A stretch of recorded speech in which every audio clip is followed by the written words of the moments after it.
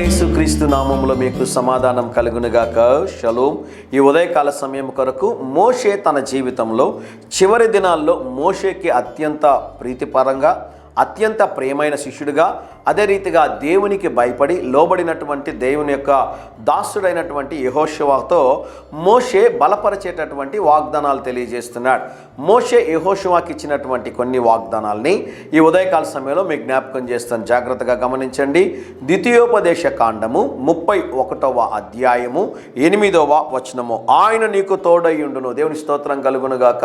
యెహోషువ, నువ్వు భయపడొద్దు. గడిచిన కాలం అంతా కూడా దేవుడు నన్ను నిలబెట్టి, దేవుడు నన్ను బలపరచి, నాకు ఏ రీతిగా అయితే తోడయుండి సహాయం చేశాడో అదే రీతిగా దేవుడు నీకు సహాయం చేస్తాడని చెప్పి మోషే చివరి దినాల్లో ఆ వాగ్దానాన్ని తెలియజేస్తున్నాడు.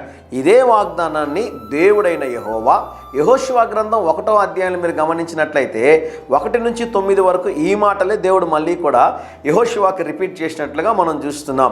మోషే ఒక మాట అంటాడు చూడండి, నీ ముందు నడుచువాడు యెహోవాయే. ఈ ఉదయకాల సమయంలో దేవుని సేవకుడిగా మీకు ఒక వాగ్దానం ఇస్తున్నాను.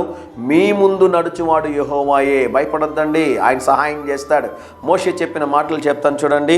ఆయన నీకు తోడయ్యుండును, ఆయన నిన్ను విడువడు, నిన్ను ఎడబాయడు, భయపడకము, విస్మయం పొందకమని ఇశ్రాయేలీయుల అందరి ఎదుట అతనితో చెప్పును. దేవునికి స్తోత్రం కలుగునుగాక. ఎన్ని శ్రేష్టమైన వాగ్దానాలు కదా. యెహోషువ, నువ్వు భయపడొద్దు, నువ్వు కలవరపడొద్దు, నువ్వు విస్మయం పొందొద్దు, ఆందోళన పడొద్దు.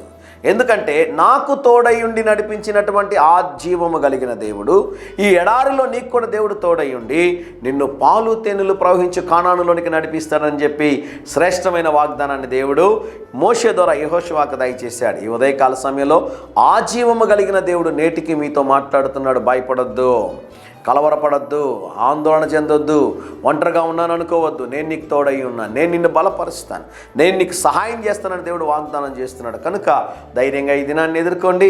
దేవుని సన్నిధి మీకు తోడుగా వచ్చునుగాక. ప్రియ పరలోకపు తండ్రి, మీరిచ్చిన శ్రేష్టమైన వాగ్దానము కొరకై స్తోత్రం ప్రభువా. ఈ ఉదయకాల సమయంలో మా ప్రియులు తలపెట్టుచున్న ప్రతి కార్యంలో మీరు జయమును అనుగ్రహించమని యేసు నామములో ప్రార్థిస్తున్నాము తండ్రి. Amen, amen.